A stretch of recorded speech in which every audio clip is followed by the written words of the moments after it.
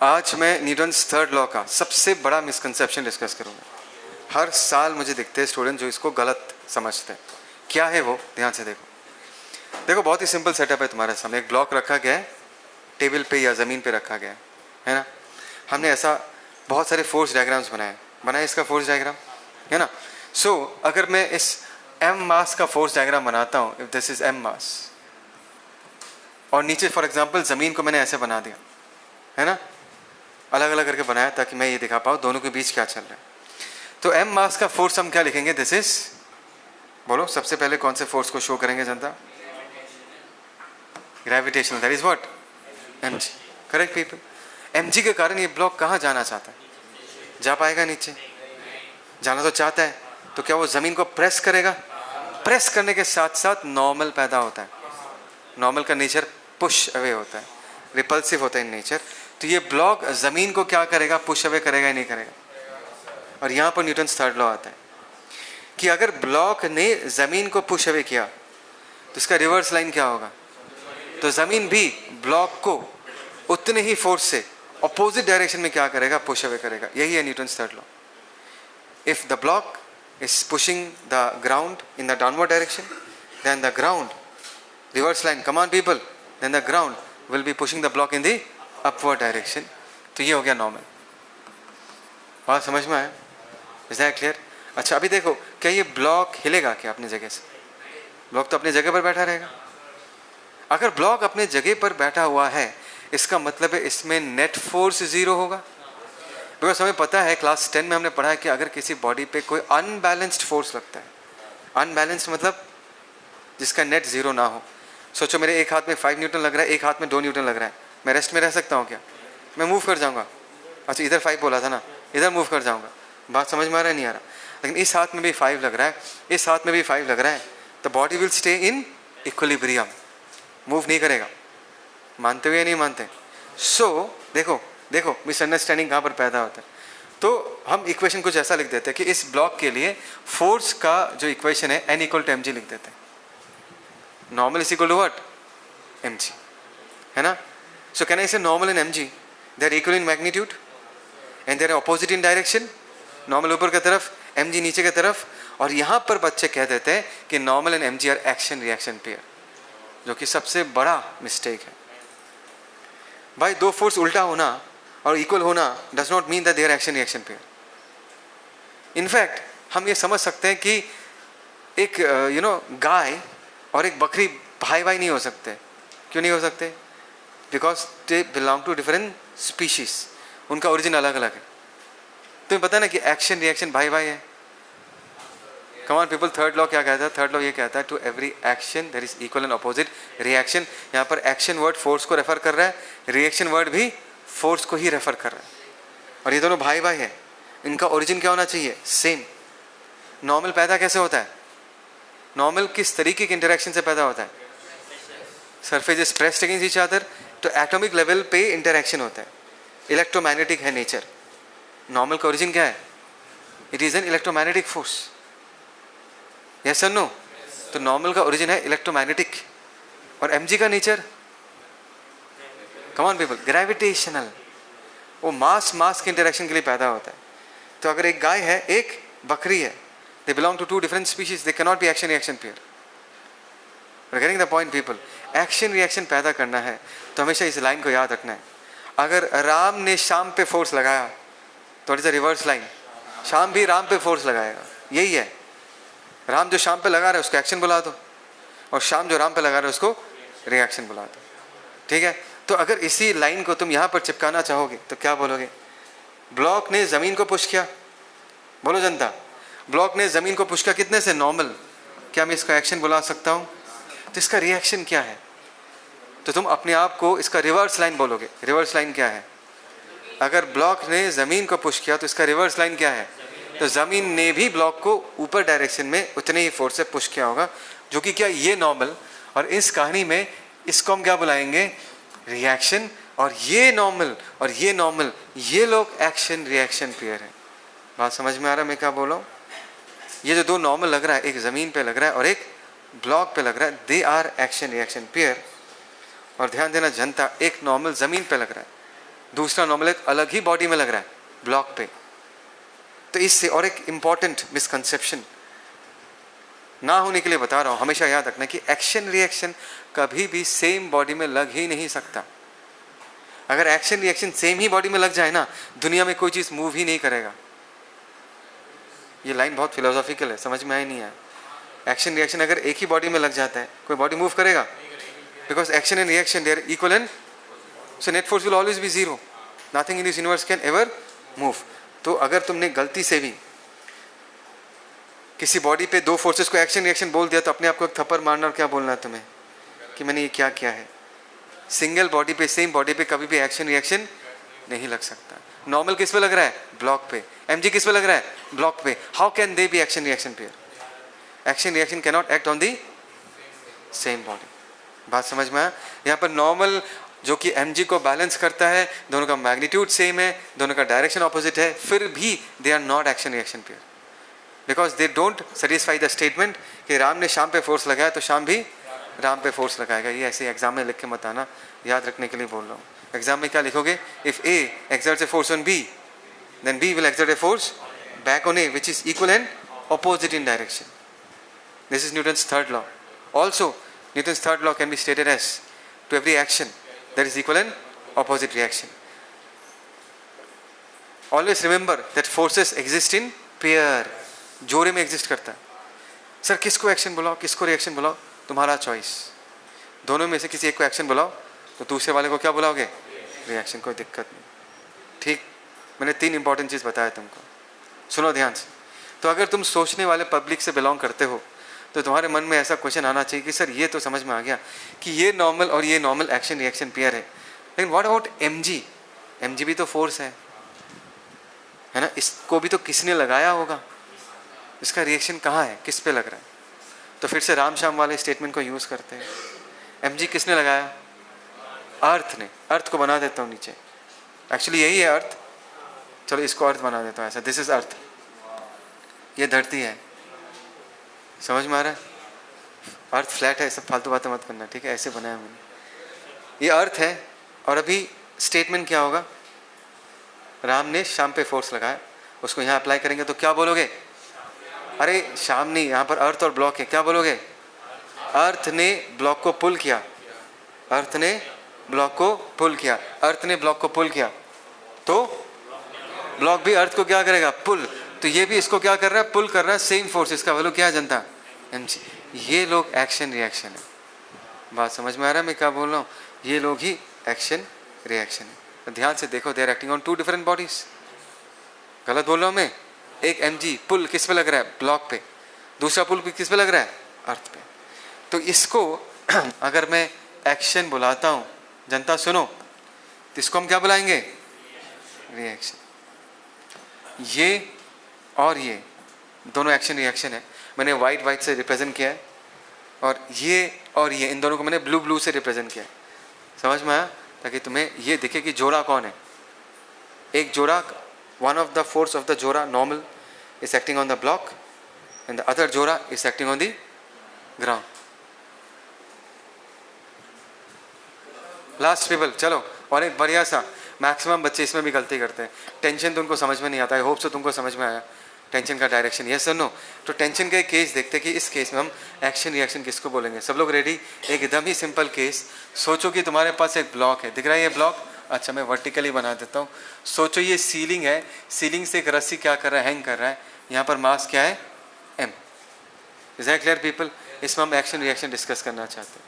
तो मैं क्या करता हूँ, सीलिंग पे ये जो रस्सी है, इस रस्सी को अलग से बनाता हूँ, और ये जो ब्लॉक है इसको थोड़ा सा अलग से बनाता हूँ, ताकि मैं इन फोर्सेस को शो कर पाऊँ। बात समझ में आए? नीचे कौन है जनता? नीचे धरती है। तो सबसे पहला हम क्या शो करेंगे? Gravitational pull mg। है ना? ये ब्लॉक नीचे आना चाहता है, कौन लाना चाहता है? अर्थ उसको अट्रैक्ट कर रहा है, इसलिए वो नीचे आना चाहता है। क्या ये ब्लॉक नीचे आ पाएगा? क्यों नहीं आ पाएगा? किसी ने इसको पुल करके रखा है। रस्सी इसके साथ ऐसा अटैच्ड है या नहीं है? जनता बोलो। तो रस्सी पुलिंग एक्शन कैसे करेगा? ऊपर की तरफ। तो ऊपर की तरफ क्या लगेगा? टी। ठीक है, अभी हम टी और mg का रिएक्शन दिखाएंगे। अगर टी एक्शन है, अगर टी एक्शन है तो टी का रिएक्शन किस पे लग रहा है वो देखेंगे। तो कौन से लाइन को हम याद करेंगे? श्याम ने सॉरी राम ने श्याम को खींचा तो श्याम भी राम को खींचेगा। इसमें अगर मैं अप्लाई करता हूं तो मैं बोलूंगा रस्सी ने ब्लॉक को खींचा। बोलो ना, रस्सी ने ब्लॉक को खींचा तो ब्लॉक भी रस्सी को खींचेगा। तो ब्लॉक भी रस्सी को कितने फोर्स से खींचेगा? टी। देखो ये दोनों है action reaction pair.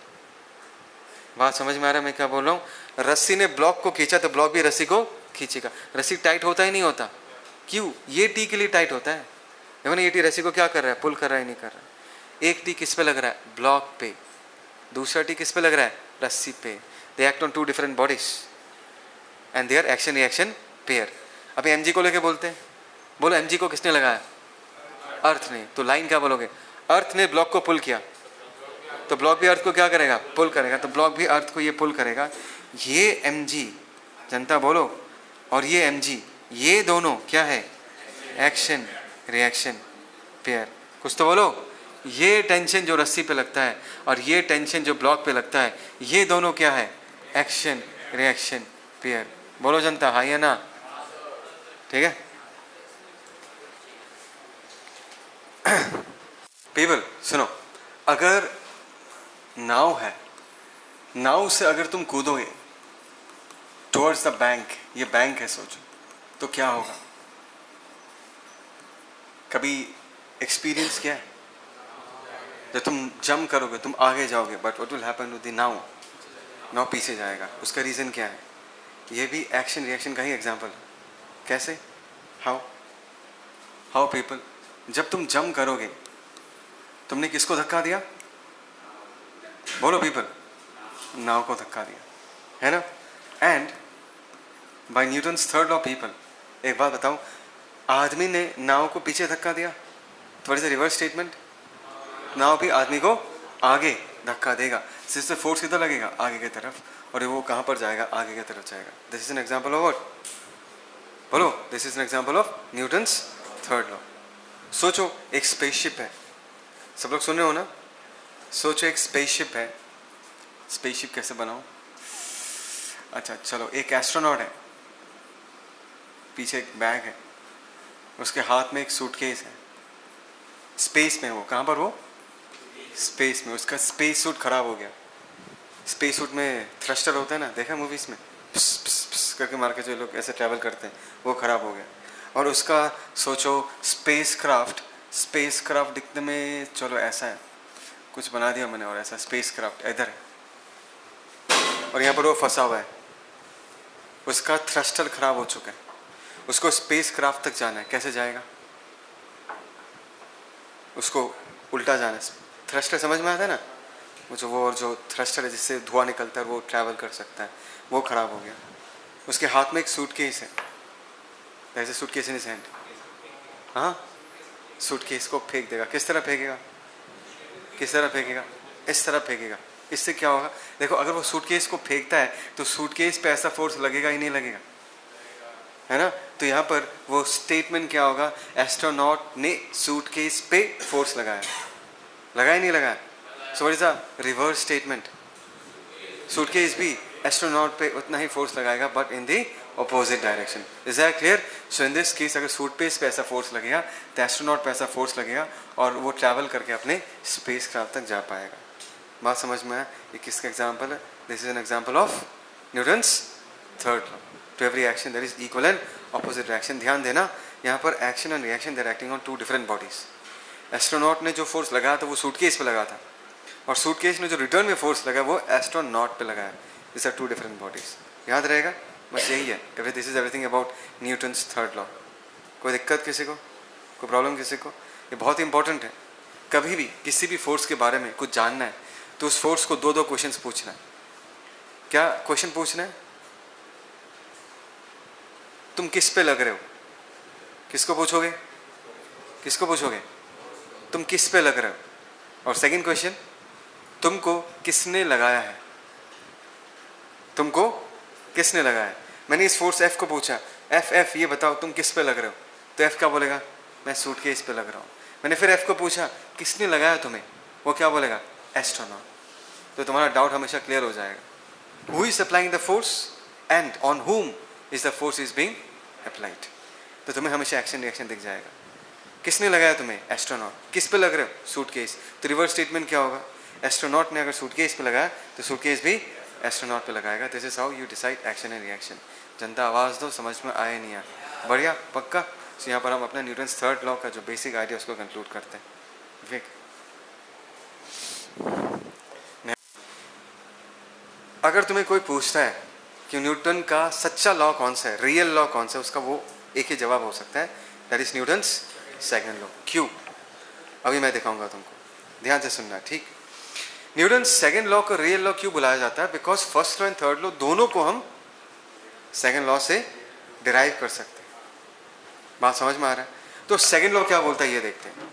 If mass of the body is constant, ये मान के करता हूँ, let us say if mass of the body is constant, ठीक है, this will make our discussion easier. Then हम लोग सेकंड लॉ को F vector equal to M into A vector, क्या मैं ऐसा लिख सकता हूँ? क्या ये पेरेंट लॉ है? पेरेंट लॉ ये नहीं है। पेरेंट लॉ है force is equal to what? Rate of change of momentum, that is D D T of M V vector.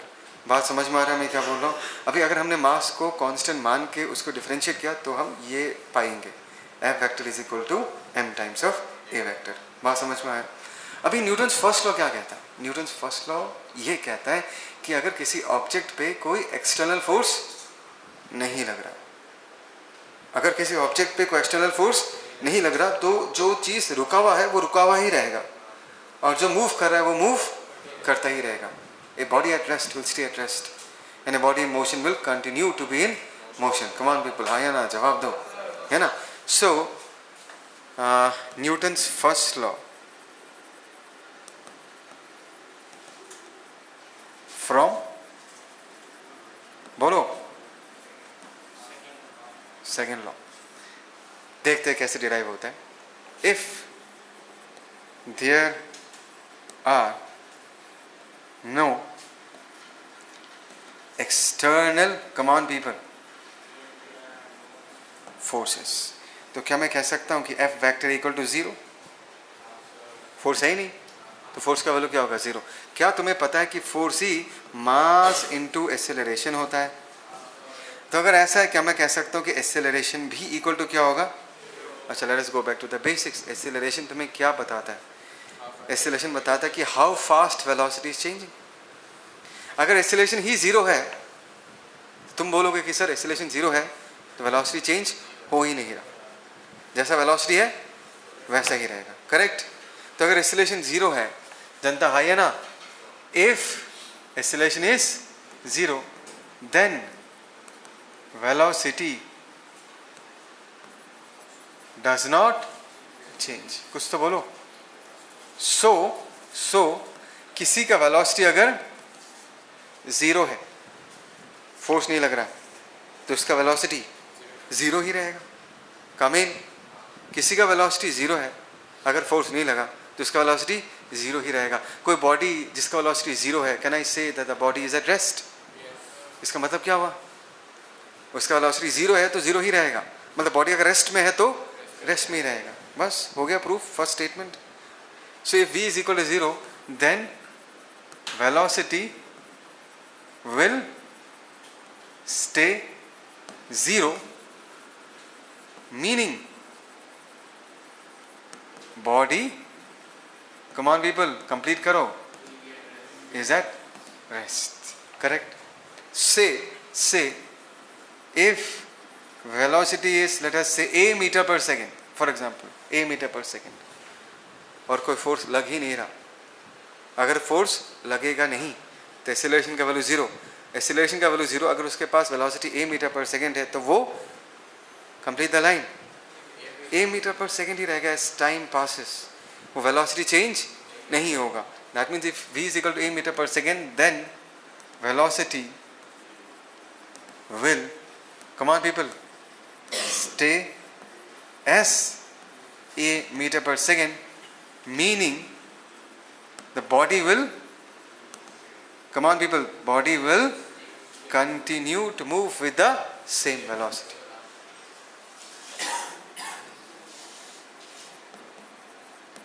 continue to move with same velocity. कुछ बोलो जनता, यही तो है न्यूटन्स फर्स्ट लॉ, यही तो है Newton's first law. Body at rest will be at rest and a body in motion will be in motion until and unless an external force is applied to change its state.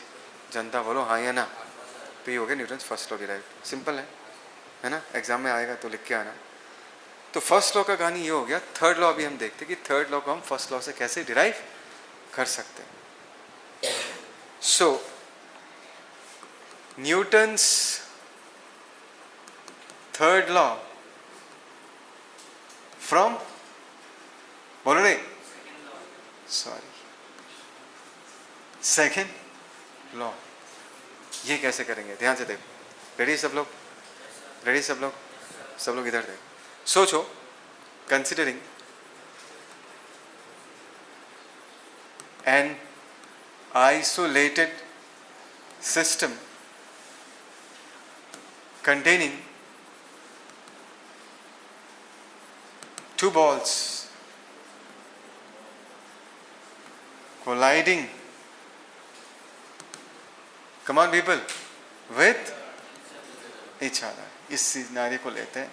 अच्छा, isolated का मतलब क्या people? Isolated का मतलब है कि अगर यहाँ पर एक बॉल है और ये इसके साथ कोलाइड कर रहा है तो इसमें फोर्स लगा होगा. Let us say this is A, this is B. ये इस पे फोर्स लगाएगा, ए बी को धक्का देगा, that is force on B due to A. और बी ए पे धक्का देगा, that is force on A due to B. ऐसा लिख सकते हैं.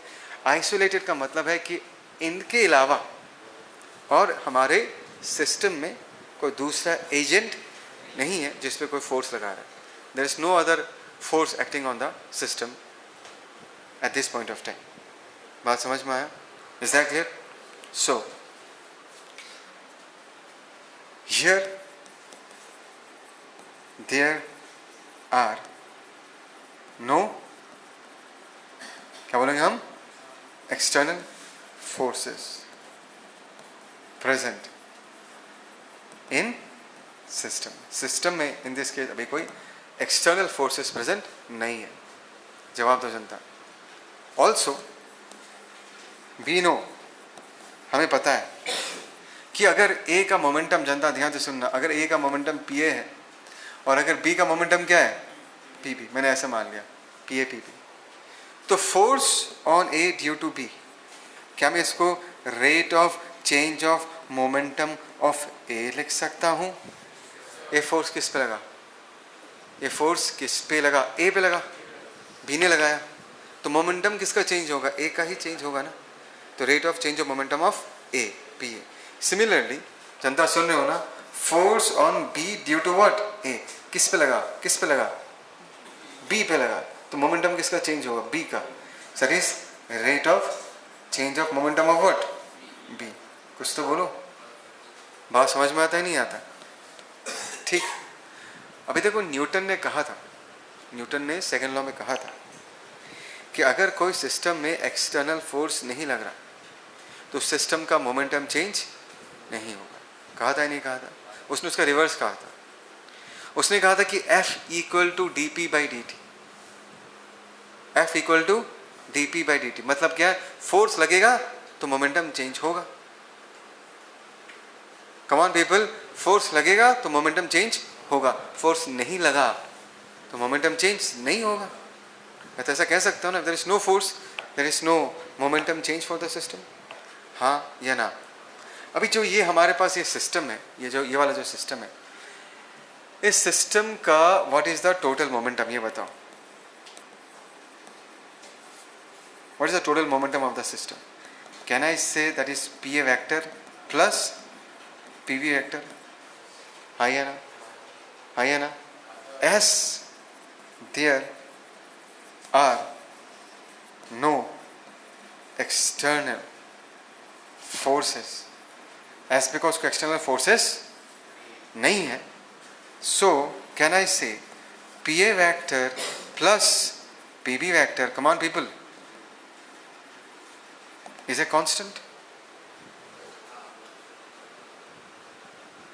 फोर्स लगेगा तो मोमेंटम चेंज होगा, फोर्स नहीं लगा तो मोमेंटम चेंज जैसा था वैसा ही रहेगा. Not sorry momentum change, momentum momentum जैसा था वैसा ही रहेगा, तो उसको मैं कांस्टेंट लिख सकता हूँ। जवाब दो जनता। कांस्टेंट मतलब जो नहीं बदलता, फोर्स नहीं लगा तो मोमेंटम नहीं बदला तो कांस्टेंट। बोलो समझ में आता है नहीं आता? Okay. As there are no external forces, so ये अगर कांस्टेंट है तो जनता एक बात बताओ, D of then D of P A vector plus P B vector, क्या मैं इसको ज़ीरो लिख सकता हूँ? क्योंकि किसी ज़माने में जब मैंने डिफरेंशिएशन पढ़ाया था तब मैंने सिखाया था कि किसी कांस्टेंट को डिफरेंशिएट करोगे, किसी कांस्टेंट को डिफरेंशिएट करोगे तो इसका आंसर ज़ीरो ही निकल के आएगा। D of c equal to zero, याद है या नहीं है? क्या ये पी ए प्लस बी भी कॉन्स्टेंट है?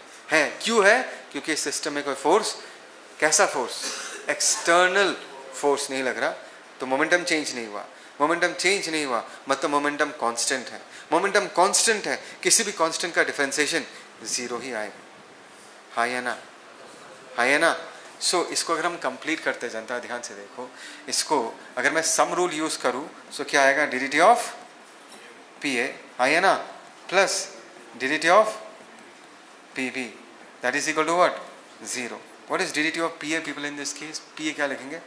Force on A due to b plus force on B due to a, that is equal to zero. Correct? तो देखो यहाँ पर आ रहा है हमारा सबसे important line, force on A due to b is equal to, बोलो, minus of force of B due to what? A. पता ना ये क्या है? यही है हमारा न्यूटन्स थर्ड लॉ, जिसको हमने कहाँ से स्टार्ट किया? न्यूटन्स सेकेंड लॉ से डिराइव किया। बस इसलिए हम क्या बुलाते, इसलिए हम बुलाते हैं कि न्यूटन का जो सेकेंड लॉ है वही सच्चा लॉ है, बाकी दो तो उसी का ही कोरोलरी है बोल सकते हो, उसी से ही हमने इंस्पायर होके first law and third law बताया, दोनों को हम सेकेंड लॉ से डिराइव कर सकते हैं। बोलो बात समझ में आ रहा है नहीं आ रहा? ये भी इंपॉर्टेंट है, ये भी एग्जाम में आ सकता है प्रूफ में। ये बताओ कि Newton's third law second law से कैसे आता बताओ, and Newton's first law second law से कैसे आता बताओ, तो तुम्हें ये करना पड़ेगा। बोलो बात समझ में आया? कोई दिक्कत, कोई प्रॉब्लम? ठीक, ये वाला क्लोज कर देना। अच्छा जनता, अगर तुम्हें लगता है कि एक वेइंग मशीन तुम्हारा वेट मेजर करता है तो तुम्हें गलत लगता है, इट्स रॉन्ग। मैं बताता हूँ कि वेइंग मशीन एक्चुअली क्या रीड करता है। सब लोग ready? Let us understand this scenario. एक आदमी है जो कि वेइंग मशीन पे खड़ा हुआ, करेक्ट? इस आदमी का अगर मैं फोर्स डायग्राम बनाऊँ और इस वेइंग मशीन का फोर्स डायग्राम बनाऊँ तो क्या दिखेगा? ध्यान से देखो। आदमी पे नीचे क्या लग रहा है? mg। अब एक बात बताओ, ये mg वो आदमी का वेट है या नहीं है? तो आदमी का वेट आदमी पे ही लगेगा, उसका मास उसका वेट। बहुत लोगों को ये लगता है कि आदमी का वेट वेइंग मशीन में लगता है, वो गलत है। एक बार सोच के देखो कि अगर तुम वेइंग मशीन पे खड़े हुए हो तो तुमने वेइंग मशीन को क्या किया है? प्रेस है किया है? गलत बोला मैंने? तुमने वेइंग मशीन को क्या किया? प्रेस है किया है। तो तुम कौन सा फोर्स लगा रहे हो वेइंग मशीन पे? प्रेसिंग के कारण कौन सा फोर्स पैदा होता है? नॉर्मल। तो नॉर्मल लगा रहे हो तुम वेइंग मशीन पे, ना कि mg। बात समझ में आ रहा है मैं क्या बोल रहा हूँ? तुम्हारा वेट तुम पे ही लगता है, तुम्हारा वेट वेइंग मशीन पे नहीं लगता। बात समझ में? हाँ, अगर मैं किसी बिल्डिंग से कूद जाऊँ मैं नीचे जाऊँगा, क्यों नीचे जाऊँगा? क्योंकि अर्थ का ग्रेविटेशनल पुल, मेरा वेट मुझ पे ही लग रहा है। और किस तरह लग रहा है? नीचे की तरफ। ऐसा नहीं कि मैं जब ज़मीन पे जाके गिरूंगा तो मेरा वेट ज़मीन पे लगेगा, नहीं। मैं जब ज़मीन पे जाके गिरूंगा तो ज़मीन पे जाके मैं ऐसे प्रेस करूंगा। प्रेस करने से कौन सा फोर्स पैदा होगा? वेट पैदा थोड़ी ना होता है, वेट थोड़ी ना पैदा होता है। कौन सा फोर्स पैदा होगा? नॉर्मल पैदा होगा। तो ये पहला पॉइंट है जो तुम्हें अच्छे से समझना है कि तुम अगर वेइंग मशीन पे खड़े होते हो तो तुमने वेइंग मशीन पे उसके टॉप सरफेस पे प्रेस किया तो कौन सा फोर्स पैदा होगा? नॉर्मल। सब लोग सुन रहे हो ना? तो वेइंग मशीन पे इसके टॉप सरफेस पे क्या लगा? नॉर्मल। क्या तुम्हें न्यूटन्स थर्ड लॉ याद है? हाँ, राम ने शाम पे फोर्स लगाया तो शाम पे राम पे फोर्स लगाएगा। तो आदमी ने वेइंग मशीन पे नॉर्मल लगाया, सो वेइंग मशीन आदमी पे, आदमी के पैरों पे नॉर्मल लगाएगा इस तरफ, इस डायरेक्शन में। बोलो समझ में आ रहा है नहीं आ रहा? अभी तुम्हें पता है कि ये वेइंग मशीन क्या रीड करता है? वेइंग मशीन जो एक्सपीरियंस करेगा वही रीड करेगा। अभी वेइंग मशीन क्या क्या एक्सपीरियंस कर रहा है? नॉर्मल एक्सपीरियंस कर रहा है, इसलिए वेइंग मशीन का रीडिंग एक्चुअली वो नॉर्मल होता है। समझ में आ रहा है मैं क्या बोल रहा हूँ? वेइंग मशीन का रीडिंग उसके टॉप सरफेस पे जो नॉर्मल लग रहा है वो रीडिंग देता है। तो सबसे इंपॉर्टेंट बात जो तुम्हें याद रखना है, reading of A weighing machine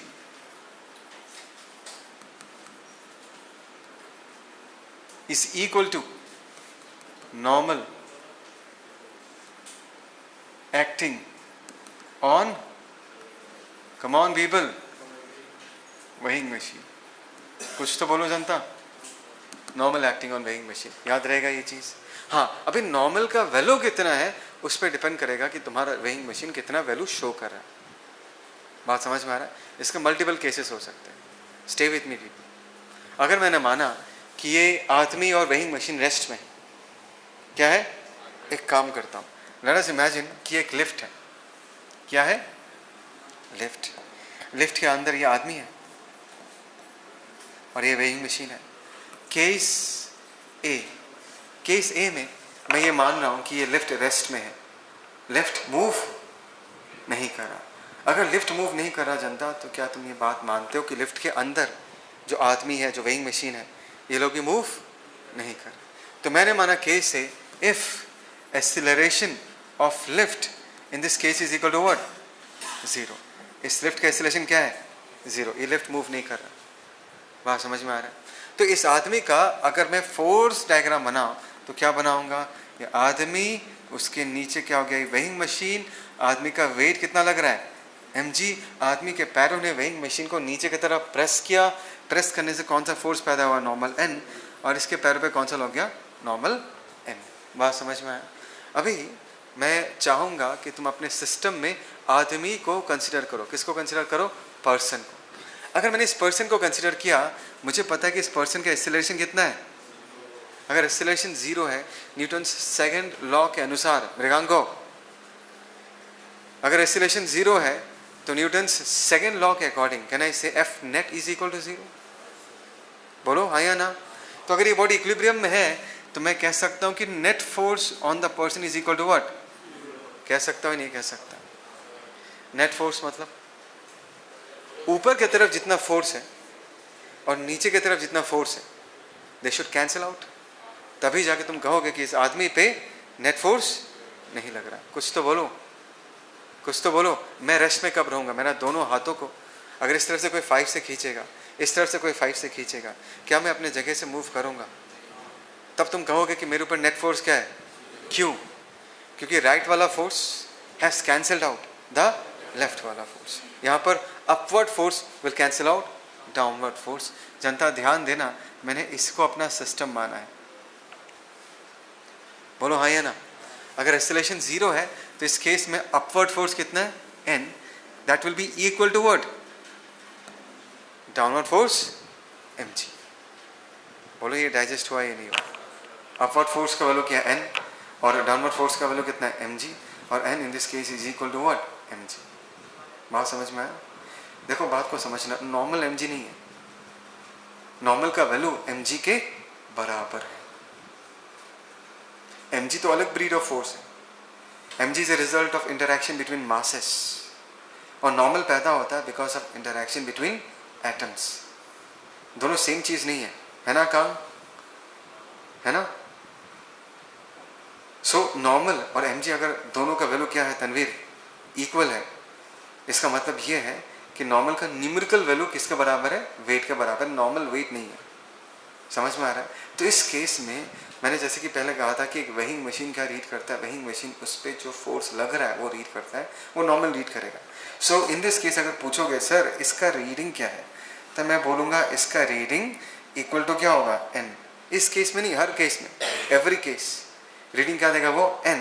और इस केस में n का वैल्यू किसके बराबर निकल के आ रहा है? mg. समझ में आया? तो ये सिर्फ एक ही केस है जिस केस में तुम्हें रीडिंग करेक्ट मिलेगा. क्यों करेक्ट मिलेगा? क्योंकि रीडिंग वेइंग मशीन नॉर्मल का देता है और यहाँ पर नॉर्मल का वैल्यू किसके बराबर है?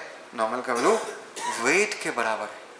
क्या नॉर्मल का वैल्यू हमेशा वेट के बराबर होगा? नहीं. अगर वेट के बराबर है तभी जाकर तुम कह सकते हो कि ये weighing machine actual reading show कर रहा है. क्या शो कर रहा है? Actual reading. अगर ये लिफ्ट मूव कर जाए, क्या बोला मैंने? लिफ्ट अगर मूव कर जाए, सोचो ऊपर की तरफ जा रहा है with an acceleration of a, या लिफ्ट नीचे की तरफ जा रहा है with an acceleration of a, तो तुम्हें ये कंक्लूजन नहीं मिलेगा। तुम लोग हो मेरे साथ? तब तुम्हें ये कंक्लूजन नहीं मिलेगा। ये वो सिनेरियो है जहाँ पर तुम्हारा वही मशीन नॉर्मल तो रीड करता है, but in this case normal is equal to what? Weight, और तुम्हें करेक्ट रीडिंग मिल जाएगी। बात समझ में आ रहा है? Let us take case b, जहाँ पर हमारा लिफ्ट ऊपर की तरफ ए एक्सेलरेशन से एक्सेलरेट कर रहा है। सब लोग रेडी? सब लोग जिंदा हो ना? हाँ, कहाँ बहुत लोगों ने ये इक्वेशन फर्स्ट टाइम लिखने से दिक्कत होता है, n equal to M g. अच्छा ठीक है, n equal to M g को क्या मैं ऐसा लिख सकता हूँ, f net on the person. People you understand right? F net is a vector quantity. अगर इस आदमी पे ऊपर की तरफ फोर्स लग रहा है, क्या मैं इसको प्लस एन लिख सकता हूँ? और इस आदमी पे नीचे की तरफ फोर्स लग रहा है तो प्लस माइनस एम जी लिख सकता हूँ। Can I say this is F net? Can I say this is F net? So this is equal to what? 0। ये तो सही है, ये तो सबको समझ में आता है। ऊपर की तरफ क्या है? प्लस एन, नीचे की तरफ क्या है? Minus m g. तो नेट होगा F1 vector plus F2 vector. F1 की जगह प्लस एन प्लस F2 की जगह माइनस एम जी। तो इवेंचुअली इसको अगर तुम सिंप्लीफाई करोगे तो n equal to M g आएगा, नहीं आएगा? तो मैंने डायरेक्टली लिखा n equal to M g. अगर तुम वेक्टर फॉर्म में भी लिखोगे तो इवेंचुअली तुम्हारा answer N equal to M G ही आएगा। बात समझ में आया? मैं अपने आप को क्या बोल के लिख रहा हूँ? मैं ये बोल के लिख रहा हूँ भाई ये आदमी जो है ना, ये रेस्ट में है, इसका एक्सेलरेशन 0 है। तो ऊपर की तरफ जितना फोर्स होगा नीचे की तरफ भी उतना ही होगा। ऊपर की तरफ 5 है तो नीचे की तरफ भी 5 है। तो मैंने 5 इक्वल टू 5 लिखा है। क्या लिखा है? 5 इक्वल टू 5। या तुम क्या लिख सकते हो? ऊपर के लिए +5 और नीचे के लिए -5। फिर नेट निकाल लो, 5 प्लस -5, वो क्या निकल के आएगा? वो बस नज़रिया है लिखने का, way of looking at the equation. बात समझ में आ रहा है? कोई दिक्कत? अच्छा यहाँ देखो जैसे सेकेंड केस, सब लोग ready for second case people? अगर मैं केस बी देखता हूँ, केस बी में लेट अस से हमने माना कि हमारा लिफ्ट, इन दिस केस हमारा लिफ्ट है and it is moving up with an acceleration of what? A. सोचो लिफ्ट ऊपर की तरफ जा रहा है ना? सेम सिनेरियो, आदमी जो है वो लिफ्ट के ऊपर या अंदर एक वहींग मशीन पे खड़ा हुआ है। किस पे खड़ा हुआ है? वहींग मशीन, ये आदमी है, करेक्ट? अभी जनता ध्यान से सुनना, हमें ये निकालना है कि वहींग मशीन इन दिस केस क्या रीडिंग देगा। सुन रहे हो पीपल मैं क्या बोल रहा हूँ? तो इस आदमी का मैं फोर्स डायग्राम बनाता हूँ। ये आदमी है, ये वहींग मशीन है, आदमी का वेट इस पर क्या लग रहा है? mg। इसने वहींग मशीन को नीचे प्रेस किया n, वहींग मशीन ने इसके हाथों को, सॉरी पैरों को ऊपर की तरफ क्या प्रेस किया? n, correct? और मैं अपने सिस्टम में किसको मान रहा हूँ? आदमी को। और हमें पता है कि अगर पूरा लिफ्ट ए एक्सीलरेशन से ऊपर की तरफ जाता है तो लिफ्ट के अंदर जो भी है वो लोग भी ए एक्सीलरेशन से ऊपर की तरफ ही जा रहा है। तो इधर ध्यान से बिना भूले यहाँ पर तुम्हें एक ए शो करना है साइड में। मैं जैसे ड्राइंग बनाता हूँ, जैसे फोर्सेस शो करता हूँ और जिन चीज़ों को दिखाता हूँ तुम्हें भी एक्जैक्टली वही करना है। कोई चीज़ छोड़ना मत। मैंने ए दिखाया ना साइड में, तो तुम्हें भी दिखाना है। अभी एक्सीलरेशन किधर है? ऊपर की तरफ। सो क्या मैं F net in this case equal to M into A लिख सकता हूँ? इस आदमी पे नेट फोर्स जो होगा मास इंटू एक्सीलरेशन होगा ही नहीं। जनता आवाज़ दो। अच्छा नेट फोर्स को हम लोग क्या लिख सकते हैं? ऊपर की तरफ क्या जनता? प्लस एन, प्लस नीचे की तरफ क्या है? Minus m g. क्या मैं इक्वल टू एम ए लिख सकता हूँ? या आसान भाषा में एन माइनस एम जी को क्या मैं एम ए लिख सकता हूँ?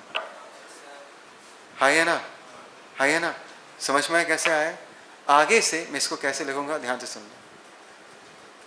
मैं ऐसा कहूँगा कि ये एक्सीलरेशन किधर है? ऊपर की तरफ। मतलब ऊपर की तरफ का फोर्स बड़ा होना चाहिए, नीचे की तरफ का फोर्स छोटा होना चाहिए। फिर से सुनो मैंने क्या बोला? एक्सीलरेशन ए किधर है? ऊपर की तरफ। So upward forces should be larger than the downward forces. So net force क्या होगा? बड़ा फोर्स माइनस छोटा फोर्स। याद रहेगा ये चीज? बड़ा फोर्स माइनस छोटा फोर्स। कौन से ग्रुप को तुम बड़ा फोर्स बुलाओगे? कौन से ग्रुप को तुम बड़ा फोर्स बुलाओगे? एक्सीलरेशन जिस तरफ पॉइंट कर रहा है उस तरफ के फोर्सेस का सम बड़ा होगा as compare to what? Downward forces. तो रिजल्टेंट अगर निकालना है तो हम क्या निकालेंगे? बड़ा फोर्स माइनस छोटा फोर्स, यही आएगा, आएगा नहीं आएगा? ये मैंने वेक्टर फॉर्म में लिखा और ये मैंने लॉजिकली बताया कि एज बिकॉज ये बॉडी ए एक्सेलरेशन से ऊपर की तरफ जा रहा है तो नॉर्मल का वैल्यू mg से क्या होगा, बड़ा होगा, तो रिजल्टेंट क्या होगा, n माइनस mg, है ना? आगे से मैं ऐसे ही बोल के लिखूंगा, सब लोग डाइजेस्ट कर पाओगे नहीं कर पाओगे? अभी रूप समझ में आ रहा है नहीं आ रहा? सब लोग रेडी? पक्का? ओके। सो जनता ध्यान से देखो, अभी नॉर्मल का वैल्यू क्या निकल के आ रहा है? क्या मैं कह सकता हूँ नॉर्मल का value in this case minus इधर चला गया mg प्लस a में? क्या मैं ऐसा लिख सकता हूँ? क्या मैं ऐसा लिख सकता हूँ? बोलो हाँ या ना? अनुभव को बहुत दुख है क्योंकि उसका वेट कम है, उसका वेट, उसको खुश करना तो हम कहाँ पर डालेंगे उसको? लिफ्ट के अंदर, वेइंग मशीन के ऊपर, हाँ या ना? और लिफ्ट को ऊपर चला देंगे ए एक्सेलरेशन से, तो उसको क्या लगेगा? उसको रीडिंग कितना दिखाई देगा वेइंग मशीन में? कौन सा रीडिंग दिखाई देगा? वेइंग मशीन एन को रीड करता है। Come on people, give me a response. Weighing machine किसको रीड करता है? एन, और एन का वैल्यू अभी mg से क्या है, ज्यादा, mg प्लस ma, तो उसको अपना वेट क्या दिखाई देगा? ज्यादा दिखाई देगा, और वो एक्चुअल वेट नहीं है उसका। Is it an actual wait? उसका एक्चुअल वेट तो mg है, उसको क्या दिखाई दे रहा है? mg प्लस ma, है ना नैतिक? चलो तुम खड़े हो जाओ, सबको आया समझ में? उसका एक्चुअल वेट कितना है जनता? mg, बट उसको रीडिंग वेइंग मशीन जो दबाव है, दबाव कितने का दबाव है? mg का दबाव नहीं है, mg प्लस ma का दबाव है, तो तुम्हारा वेइंग मशीन क्या रीड कर रहा होगा? mg plus ma। तो ये जो गलत रीडिंग दे रहा है, फॉल्स रीडिंग, फॉल्स वेट जो ये शो कर रहा है, इसको हम बोलते हैं एपरेंट वेट। क्या बोलते हैं हम? एपरेंट। एपरेंट का दूसरा मतलब सिनोनिम फॉल्स होता है। क्या होता है? फॉल्स। इसलिए इस टॉपिक का नाम एपरेंट वेट है। बात समझ में आया? इसलिए मैंने कहा था कि क्लास के स्टार्टिंग में कि वेइंग मशीन हमेशा वेट रीड नहीं करता, वो सिचुएशन पे डिपेंड करता है। इन दिस केस अगर मैं रीडिंग ऑफ वेइंग मशीन लिखूं, जनता बोलो रीडिंग, उसका वैल्यू क्या निकल के आएगा? mg plus ma। हाँ या ना? हाँ या ना? कोई दिक्कत? अगर ये लिफ्ट ऊपर की तरफ एक्सीलरेट नहीं करता, नीचे की तरफ एक्सीलरेट करता, कैन यू गेस क्या रीडिंग निकल के आता? तब mg माइनस ma निकल के आता, मतलब ये भी फॉल्स रीडिंग ही निकल के आता। इसको भी तुम एपरेंट वेट ही बुलाते, और वो एक्चुअल वेट से क्या होता? कम। सब लोग रेडी? तो केस सी देखते हैं, ये केस बी है। सब लोग ready? Case C, people come on stay with me, किसी का ध्यान भटकना नहीं चाहिए। ये हमारा lift, and the lift is going down with an acceleration of what? A. ये आदमी, ये वेइंग मशीन। इस आदमी का अगर मैं फोर्स डायग्राम बनाऊं, जनता ध्यान से देखो, ये वेइंग मशीन है। सब लोग रेडी? इस पे क्या लग रहा है? mg। इसने नॉर्मल n नीचे की तरफ लगा, तो इसका रिएक्शन n ऐसा। और प्यार से यहाँ पर a लिखना कभी मत भूलना, a बनाना बहुत ज़रूरी है फोर्स डायग्राम में, ताकि तुम ये बता पाओ कि बॉडी का स्टेट क्या है, क्या वो ऊपर की तरफ जा रहा है, क्या वो नीचे की तरफ जा रहा है। करेक्ट? अभी इसमें अगर मैं फिर से f net equal to ma वाला इक्वेशन यूज करूँ, कौन सा इक्वेशन करूँ? बोलो। क्या in this case minus ma लिख सकता हूँ? बिकॉज ए किधर है? नीचे की तरफ। और इक्वेशन क्या लिख दूंगा मैं? F net minus mg plus n is equal to what? Minus ma। होगा ही नहीं होगा? सो अगर दोनों तरफ में माइनस माइनस मल्टीप्लाई कर दूँ तो क्या आएगा? सॉरी, माइनस माइनस मल्टीप्लाई कर दो तो minus minus plus mg minus n that is equal to what? ma। तो इतना झंझट करने की तुम्हें जरूरत नहीं है। तुम्हें अपने आप को क्या बोलना है? अपने आप को क्या बोलना है? कि एक्सीलरेशन किधर है? नीचे की तरफ। तो नीचे वाले फोर्सेस बड़ा होगा, ऊपर वाला फोर्सेस छोटा होगा, कमजोर होगा। तो रिजल्टेंट फोर्स क्या होगा? बड़ा माइनस छोटा। बड़ा क्या होगा? mg, n क्या है? छोटा। तो रिजल्टेंट फोर्स क्या होगा जनता? फिर से बोलो, बड़ा माइनस छोटा। यही तो आएगा, यही तो आएगा। And that is equal to what? Mass into what? Acceleration. ऐसे करके लिखना है। समझ में आया? वेक्टर फॉर्म में भी लिख सकते हो जिस तरीके से मैंने स्टार्टिंग में लिखा है, बट ये सब झमेला होता है। Simple way to remember, acceleration जिस तरफ है उस तरफ के फोर्सेस बड़े होते हैं और ऑपोजिट डायरेक्शन के फोर्सेस कमज़ोर होते हैं। तो रिजल्टेंट फोर्स होगा बड़ा फोर्स माइनस कमजोर force, that is equal to m a. हाँ या ना? तो यहाँ पर एन का वैल्यू क्या निकल के आ रहा है? एन का वैल्यू क्या निकल के आ रहा है जनता? M g minus m a. तो समझ में आया ना रीडिंग क्या दे रहा है in this case? Reading in this case m g minus m a. और इसको तुम क्या बोलोगे? Apparent weight of the person. Apparent मतलब फॉल्स, ट्रू नहीं, फॉल्स। ट्रू वेट कभी मिलेगा? एक ही सिचुएशन में, जब तुम और तुम्हारा वेइंग मशीन इक्विलिब्रियम में है बोलते हैं एक्चुअली। रेस्ट भी करेक्ट वर्ड नहीं है एक्चुअली, ये बोलना कि एक्सेलरेशन क्या होगा? जीरो। सिस्टम का एक्सेलरेशन क्या होगा? जीरो। तभी जाके नॉर्मल तुम्हें सच बताएगा what is the actual wait of the person. Otherwise if the lift is moving upwards with an acceleration or downwards with an acceleration, you shall always get wrong weight called as apparent weight. ऊपर जाओगे तो ज़्यादा reading show करेगा, नीचे जाओगे तो कम reading show करेगा। याद रहेगा ये चीज़? याद रहेगा ये चीज़? चल